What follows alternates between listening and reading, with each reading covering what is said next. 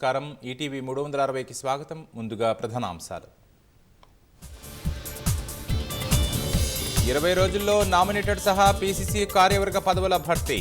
CM Revanth Reddy నివాసంలో జరిగిన సమావేశంలో నిర్ణయం. నల్గొండ జిల్లాలో 3 కొత్త ఎత్తిపోతల పథకాలకు సర్కారు ఆమోదం. 4,000 ఎకరాలకు అందనున్న సాగునీరు. రేపటి నుంచి ఐఏఎస్లను ప్రశ్నించనున్న కాళేశ్వరం విచారణ కమిషన్. గత ప్రభుత్వంలోని 2 పెద్దలకు నోటీసులు ఇచ్చే అవకాశం. హైదరాబాద్ వేదికగా నేటి నుంచి లోక్ మంథన్.